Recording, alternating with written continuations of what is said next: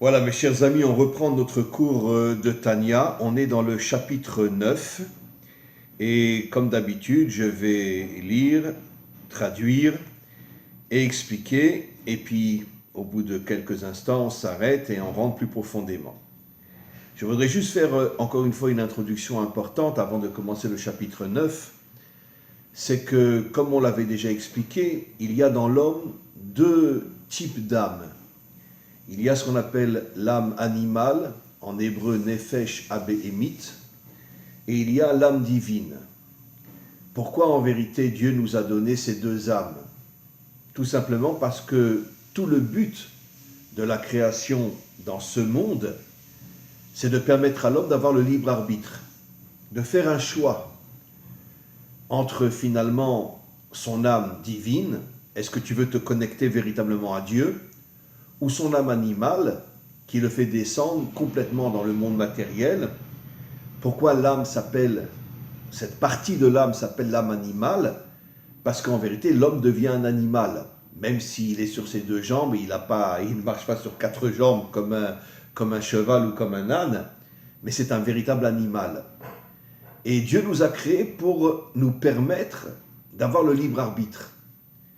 Mais qu'est-ce que ça veut dire en vérité le libre arbitre? Ça veut dire que, comme je l'ai souvent expliqué dans différents cours, Dieu nous a créés dans ce monde pour faire de nous des giborim, des hommes forts, avec une volonté de faire, avec une détermination de ne pas tomber dans tous les pièges de ce monde et de devenir un véritable guerrier. Comme l'exemple du roi David, qui était un véritable guerrier, c'était un homme qui était connecté à Dieu comme on ne peut même pas l'imaginer, mais en même temps un véritable guerrier. Et c'est vrai que David est tombé une fois, mais sur le plan moral, il est tombé avec Bathsheba, bien qu'elle était divorcée, puisque, comme je l'ai déjà expliqué, à cette époque-là, David obligeait tous les soldats qui partaient à l'armée à donner un acte de divorce à leur femme, dans le cas où il ne reviendrait pas et qu'on ne sait pas où il est et que la femme ne peut pas se remarier. Ce n'était pas une faute dans le sens qu'il est parti avec une femme mariée, mais c'était une faute morale parce qu'elle attendait le retour de son mari. Et grâce à Dieu, comme je le dis toujours, la Torah est peut-être la seule dans toutes ce que j'appelle moi les religions qui a le courage de dire la vérité. Même les plus grands hommes d'Israël sont tombés. Bien sûr, ils ne sont pas tombés dans la débauche, dans l'idolâtrie ou dans des choses catastrophiques. Mais à leur niveau, ils sont tombés aussi. Pourquoi? Parce que tout le but de la création, c'est justement de permettre à l'homme de revenir de toutes ses forces vers Dieu, ce qu'on appelle la teshuva.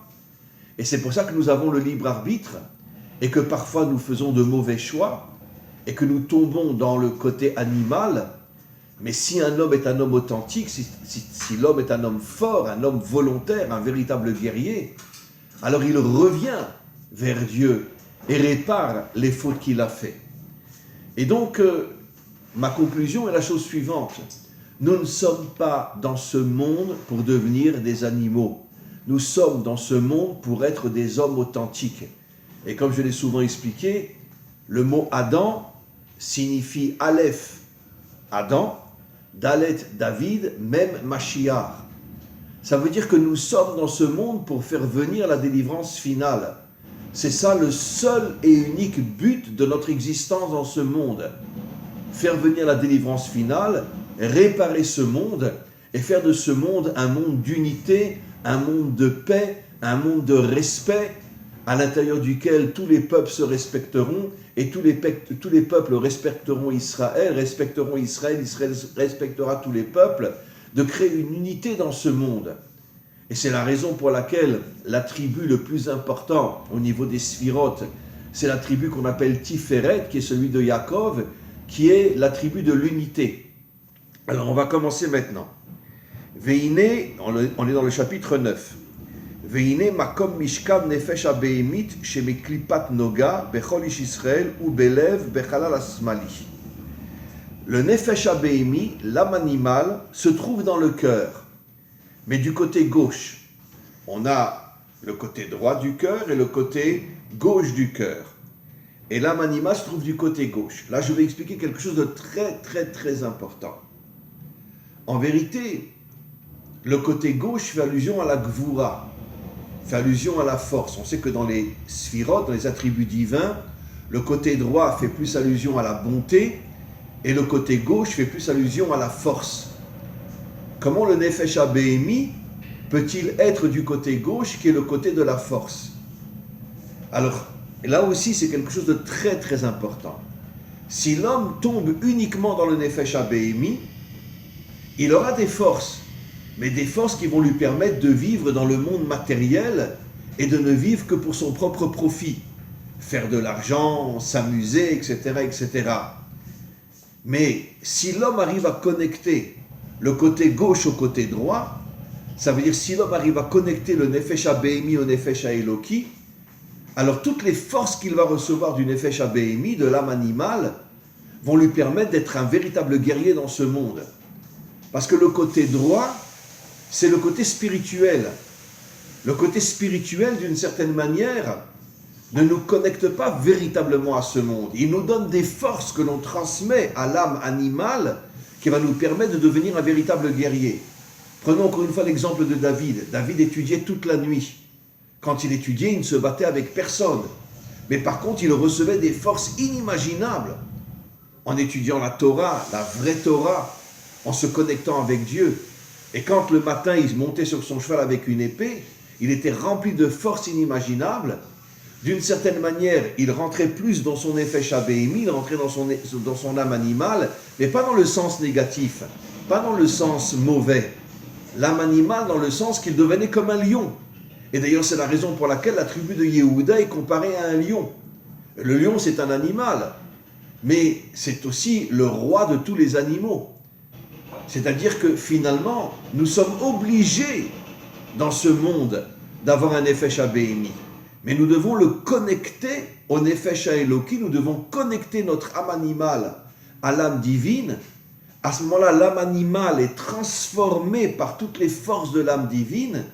Et à ce moment-là, nous devenons un véritable guerrier qui se bat contre toute la méchanceté de ce monde, toute l'impureté de ce monde, pour le réparer, pour le purifier. Donc en vérité, là je vais rajouter quelque chose de très important. Au début, j'ai commencé à expliquer que si on ne tombe que dans l'âme animale, on devient un âme animale. Mais en vérité, tout le projet de Dieu, c'est l'unité. Ça veut dire l'union entre les choses contraires. Unir l'âme divine à l'âme animale. De transformer l'âme animale en quelque chose qui fait de moi un guerrier qui n'ait peur de rien et qui part en guerre contre tous les méchants de ce monde. On continue. Donc c'est la raison, encore une fois, pour laquelle l'âme animale est du côté gauche. Si je me déconnecte de l'âme divine, je tombe dans la matérialité, dans l'animalité. Mais si je connecte mon âme animale à mon âme divine, à ce moment-là, je deviens un homme spirituel qui est en même temps un véritable guerrier. Chez Ouma les dames, comme on le sait, le côté gauche du cœur est rempli de sang. Urtiv, comme il est dit, qui Adam ou un nefesh. Le sang se trouve dans le nefesh, et le nefesh, qui est la première partie de l'âme, se trouve dans le cœur. La reine kol ha'ta'avot ve'itparut ou ka'as ve'domem en belev. Et qu'on sait que si l'homme, encore une fois, se déconnecte de l'âme divine, il tombe dans le désir, dans le plaisir, il tombe dans l'orgueil, il tombe dans la colère, et tout ce qui ressemble à ces défauts-là. Pourquoi ? Parce que, encore une fois, l'âme animale, déconnectée de l'âme divine, ne reçoit plus aucune force surnaturelle des forces divines, et l'homme tombe dans toutes les tentations, dans tous les plaisirs, dans toutes les colères, dans toutes les saletés de ce monde. Maintenant, regardez. Ume'alev en mitpashtot bechol haguf. Et quand l'homme naît uniquement dans l'âme animale, à ce moment-là, tout son corps devient un corps animal. Vegam ole la moar. Et toutes ces énergies négatives montent aussi dans son cerveau. L'archov ou l'harer ba'en. Et son cerveau est rempli de mauvaises pensées. L'argent, les filles, la débauche, l'idolâtrie, etc. Ou l'itrakem ba'em. Et lui, il pense que c'est un homme sage, mais il ne se rend même pas compte que c'est un sale animal. Que Moshe Adam Mekoro Balev, ou Mealev Pachet Lechol Evarim, Vegamoli la Moar chez Barosh. Et donc, finalement, il perd sa dimension d'homme et devient un véritable animal. Maintenant, regarde ce qu'il dit. Ah, cependant, Makom Mishkan Nefesh Elokit. Où se trouve maintenant l'âme divine? Ou Bemochin. Elle est dans le cerveau. D'ailleurs, c'est pour ça qu'il est dit dans un verset extraordinaire, Va'ashevota el levavecha. C'est-à-dire que toutes tes pensées doivent se connecter à ton cœur. L'union entre l'âme divine et l'âme animale. Ça veut dire que si un homme n'est que dans le divin, il est mort. Si un homme n'est que dans la matérialité, il est mort. Comme j'ai souvent expliqué, une âme sans corps ou un corps sans âme, c'est la brisure de l'unité et l'homme est mort. Maintenant, tout le travail de l'homme, c'est la connexion entre l'âme divine qui est dans le cerveau et l'âme animale qui est dans le cœur. Cette connexion, cette unité, fait de moi un homme authentique. Donc, regardez ce qu'il dit. Armakom mishkan nefesh elokit. Donc, l'âme divine se trouve dans le cerveau. Chez Berosh, dans la tête. Ou misham mitpachetet lechol evarim. Et l'âme divine aussi, quand on est connecté, bien sûr, à l'âme divine se répand dans tout le corps. Vegam belev vechalal ayemani. Et l'âme divine rentre dans le cœur, mais du côté droit. Et à ce moment-là se crée l'union entre le côté droit du cœur, qui est l'âme divine, et le côté gauche du cœur, qui est l'âme animale. Chez En Bodam, dans le côté droit du cœur, il n'y a pas de sang.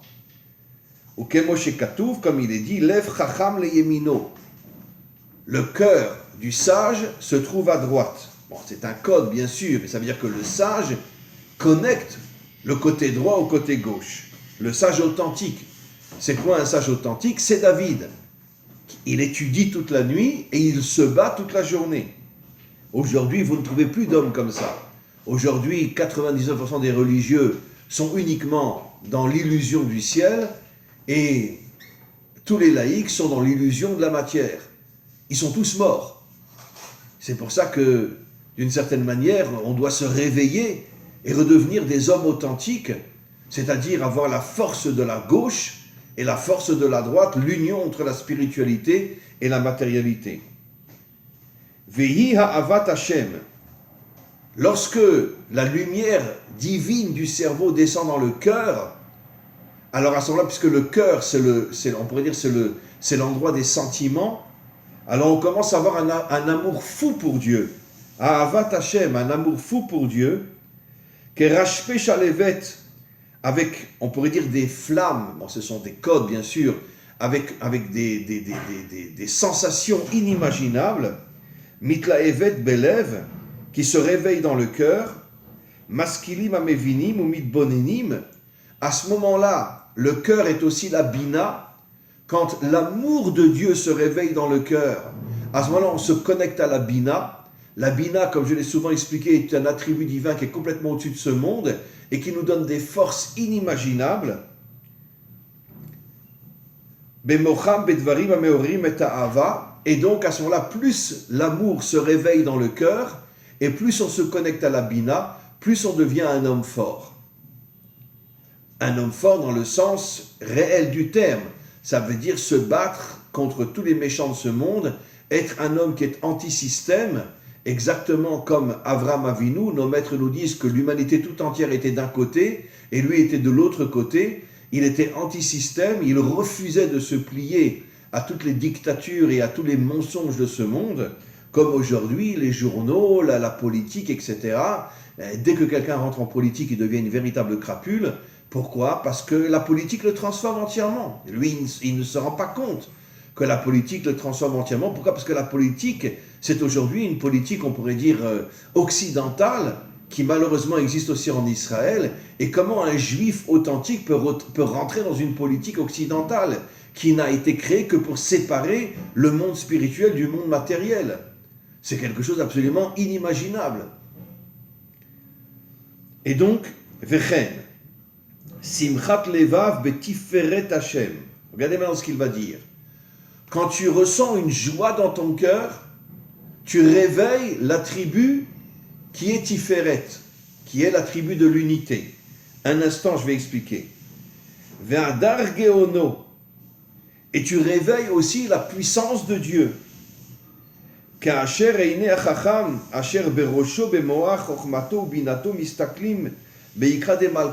moment-là, le Chacham se connecte à Dieu et sent que le véritable dirigeant de ce monde, c'est Dieu. C'est pour ça que je n'arrête pas de dire que tout celui, même avec une kippa sur la tête, qui rentre en politique aujourd'hui est une véritable crapule parce qu'il se déconnecte complètement de Dieu. Comment qu'il peut imaginer que dans la démocratie, Dieu va se dévoiler? Et donc, il se connecte véritablement à Dieu.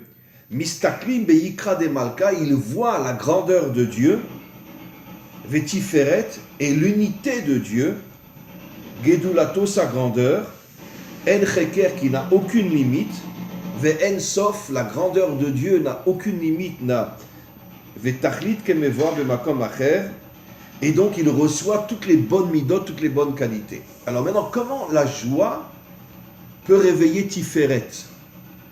Alors il faut comprendre que, d'après notre tradition, la joie est dans le cœur, la joie est cachée. La joie, c'est l'intériorité de l'homme. Je vais raconter une histoire. Vous savez que Rabbi Nachman a malheureusement, pratiquement toute sa famille a été décimée par des épidémies. À cette époque-là, il y a à peu près 300 ans, il y avait beaucoup d'épidémies. Il a perdu sa femme, morte de maladie. Il a perdu la grande majorité de ses enfants, ses petits-enfants. Et lui-même est mort d'une épidémie à l'âge de 38 ans. Mais Rabbi Nachman nous dit, dans le Likutei Moharan, mitzvah gdola liot besimcha tamid. C'est une grande mitzvah, un grand commandement, d'avoir toujours en soi la simcha. Mais c'est quoi la simcha? La simcha, elle est intérieure. La simcha, en vérité, est connectée à la émouna. Ça veut dire, je sais que dans mon monde extérieur, j'ai des problèmes, j'ai des souffrances, comme Rabbi Nachman l'a eu. Il a perdu pratiquement toute sa famille. Il est mort à 38 ans. Mais dans mon intériorité, je garde une telle confiance en Dieu, même s'il est vrai que je ne peux pas tout comprendre. Même Rabbi Nachman ne pouvait pas tout comprendre, parce qu'il y a des choses dans ce monde qui sont incompréhensibles et que nous comprendrons au moment de la délivrance, quand il y aura, je dirais, on pourrait dire une grande discussion entre Dieu et le monde et que Dieu nous expliquera tout ce qui s'est passé dans ce monde. Et on comprendra que finalement il avait raison à cause de tout le mal et toutes les méchancetés et toute l'impureté qu'il y a dans ce monde. Et que tout le but de toutes les souffrances qu'on a eues dans ce monde, c'était de ramener une partie de l'humanité à Dieu. Mais ça, on le comprendra beaucoup plus profondément au moment de la délivrance finale. Mais la simcha est liée à la émouna. Ça veut dire, Dieu, je ne te comprends pas, mais je garde une confiance absolue en toi. Et cette confiance, qui est quelque chose qui est surnaturel, nous donne ce qu'on appelle la simcha. Bon, la traduction en français, c'est la joie, mais j'aime pas cette traduction-là. La simcha, c'est, encore une fois, cette connexion intérieure qui fait que je ne tombe pas. Je ne tombe pas. C'est-à-dire que même si j'ai des souffrances, même si j'ai des épreuves, j'ai une telle confiance en Dieu que cette confiance me donne une joie intérieure qui fait que je ne tombe pas. Regardons la valeur numérique du mot simcha. Shin 300, Mem 40, 340, Chet 8, 348, et 5, 8 et 5, ça fait 13. Donc ça fait 353. 353. 3 et 5, 8. Et 3, 11. Keter. La couronne. Ça veut dire la plus haute de toutes les sphirotes. Ce qui veut dire qu'en vérité, que la simcha vient du Keter. Et comme nos maîtres l'expliquent, le Keter, c'est le niveau le plus haut de la Emouna. Je ne comprends rien, Hachem, mais je ne me pose pas de questions. Je sais qu'un jour je comprendrai ce que tu as fait dans ce monde. Je reste connecté à toi, même si je ne comprends rien. Et ça, c'est le niveau le plus haut de la Emouna qu'on appelle le Keter. Et c'est quelque chose d'extraordinaire. Le Keter, en français, c'est la couronne. Ça veut dire la couronne fait de moi un roi. Et comme je l'ai expliqué des milliards de fois, qu'est-ce que la définition du roi d'après nos maîtres?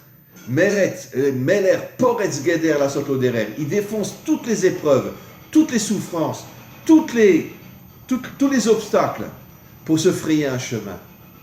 Et comment il arrive à se frayer un chemin quand il a tellement d'épreuves et tellement de difficultés? Parce qu'il a la Emouna reliée au Keter. Et c'est devient un véritable guerrier, un véritable gibor. Les épreuves ne me feront pas tomber. Au contraire, les épreuves me font monter. Parce que devant chaque épreuve, je dévoile des forces incroyables en moi qui me permettent de monter au-dessus de l'épreuve.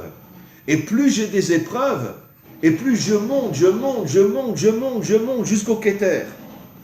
Jusqu'à l'attribut le plus haut, qui est l'attribut de la Emouna. Continuons.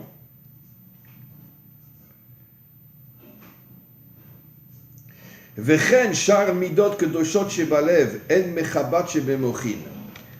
même, comme j'avais expliqué, mais je l'ai lu mais je ne l'ai pas expliqué, quand l'homme se connecte l'âme divine à l'âme animale, et que l'âme animale est transformée pour faire de moi un guerrier qui se bat contre toute la méchanceté de ce monde, à ce moment-là, je reçois toutes les qualités des 10 tribus. Je reçois le Keter, la Emouna, je reçois la sagesse, la Chokhma, je reçois la Bina, qui est une sphira qui est au-dessus de ce monde, qui donne des forces inimaginables. Je reçois la bonté, je reçois la Gvura, je suis un véritable guerrier, jusqu'à la Malchut.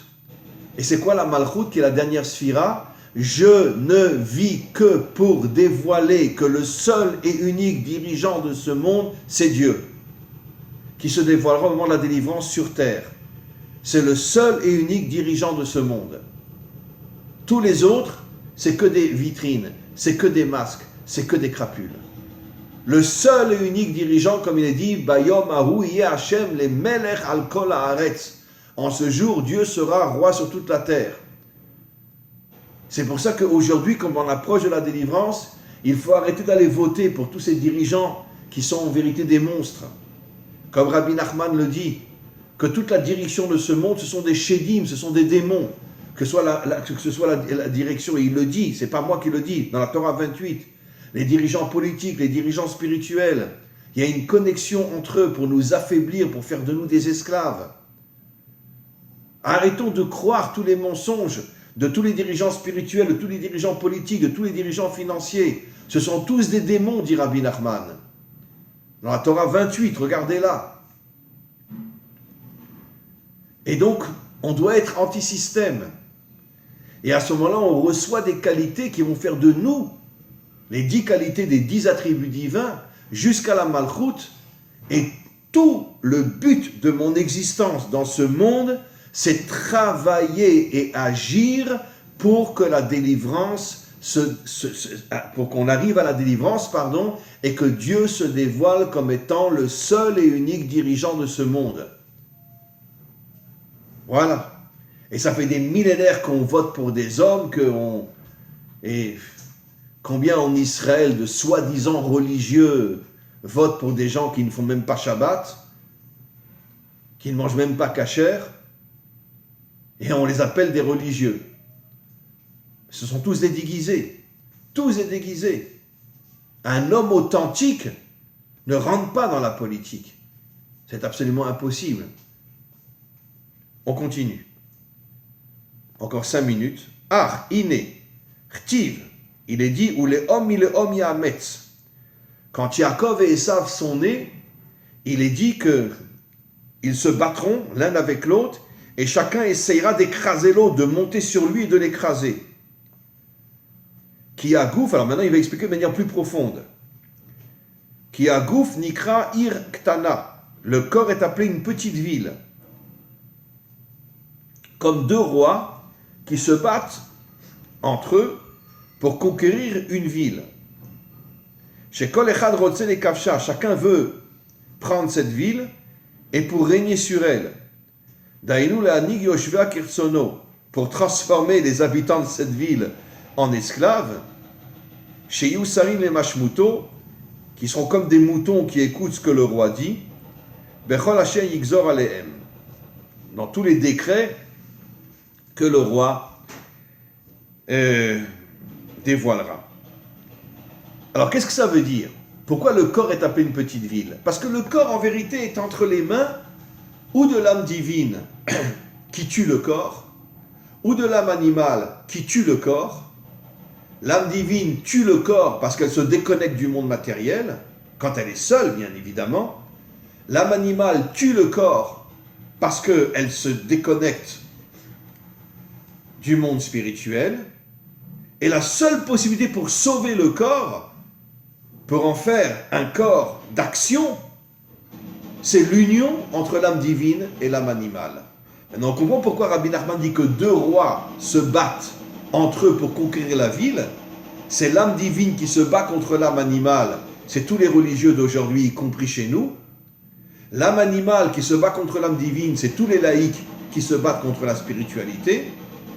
Et aucun ne comprend qu'il doit y avoir l'union entre l'âme animale et l'âme divine pour faire de nous un homme authentique. Aujourd'hui, il n'y a plus d'hommes dans ce monde. Il n'y a que des animaux. Évidemment, il y a des exceptions. Ne serait-ce déjà que les 36 justes cachés. Les 36 justes cachés. 36, c'est la valeur numérique de Léa. Et nos maîtres disent que Léa était au niveau de la Bina. Et la Bina est un attribut divin qui est complètement caché. Il y a dans chaque génération 36 justes dans ce monde que nous ne connaissons pas. Et ces 36 justes, qui sont au niveau de la Bina, d'une certaine manière, maintiennent ce monde pour qu'il ne soit pas entièrement détruit. Même s'il y a des guerres, même s'il y a des catastrophes, des épidémies, mais ils le maintiennent jusqu'à la délivrance finale. Où à ce moment-là, la Bina se dévoilera au niveau de toutes les nations adamiques et d'Israël. Mais les 36 justes sont complètement cachés. Et pourquoi ils sont cachés? Parce qu'ils sont au niveau de la Bina. Ils sont comme Dieu. Dieu est caché dans ce monde. Qui peut imaginer que Dieu est dans ce monde? Mais il est caché complètement dans ce monde. Pourquoi? À cause de tous les méchants qui dominent ce monde. Et il est obligé de se cacher. Mais au moment de la délivrance, il se dévoilera. Et donc, il y a cette lutte entre l'âme divine et l'âme animale. Les laïcs disent tous les religieux sont des idiots. Les religieux disent tous les laïcs sont des idiots. Et personne ne comprend qu'il faut l'unité entre l'âme animale et l'âme divine pour transformer l'âme animale en une force inimaginable. Et exactement ce que nous dit ici le Tanya. La différence qu'aujourd'hui, il y a une lutte inimaginable entre le monde religieux et le monde laïque qui a commencé avec Caïn et Abel. Bien que j'ai fait un cours incroyable que j'ai mis sur mon site hier sur justement la grandeur de Caïn, la grandeur même du serpent. Écoutez ce cours, c'est un cours absolument incroyable. Et on continue. Encore une phrase. Car, shten anefashot haelokit vachionit abehemit shemaklipa nilchamot zubezi. Voilà ce qu'il dit. Et en vérité, malheureusement, depuis le début de l'histoire, depuis le début de la faute de Adam et Ève, il y a un conflit entre l'âme divine et l'âme animale. Elles ne comprennent pas qu'elles doivent s'unir. D'accord? Comme les juifs religieux détestent toutes les autres religions détestent les juifs, elles se détestent entre elles. Mais où est l'unité? Où est l'unité? Où est l'unité? Un juif est capable de pouvoir accepter des musulmans, de pouvoir accepter des catholiques, de pouvoir accepter des protestants. Je ne suis pas d'accord avec tes idées. Mais si tu es un homme bien, je me lie à toi. Je ne regarde pas tes idées. C'est ce que les dirigeants veulent faire. Regarde les idées, il n'est pas comme toi, tue-le. Non. Si c'est un homme bien, même si je ne pense pas comme lui, je ne penserai jamais comme lui, si c'est un homme bien, je peux me lier à lui. Mais depuis la faute de Adam, qui a séparé le monde d'en haut du monde d'en bas, il y a un conflit inimaginable entre le monde religieux et le monde laïque, entre le monde laïque et le monde religieux. Et c'est pour ça qu'on vit dans le monde de la mort. Regardez ce qu'il dit. Il y a le conflit entre l'âme divine et l'âme animale. Nilchamot zuimzu, elles se battent l'une contre l'autre pour pouvoir dominer le corps. C'est à pleurer. L'âme divine veut déconnecter le corps de ce monde. Allez, monte avec moi dans le ciel, tu verras Dieu. D'accord? Et l'âme laïque dit, allez, viens avec moi dans ce monde matériel pour profiter de tous les plaisirs de ce monde matériel. Voilà le conflit qu'il y a entre les religieux et les laïcs. Mais en vérité, ils sont tous morts. Pourquoi? Parce qu'une âme sans corps et un corps sans âme, c'est la mort. C'est exactement la faute de Adam Arishon. Adam Arishon a séparé le corps de l'âme et c'est pour ça que la Torah dit, il y aura la mort.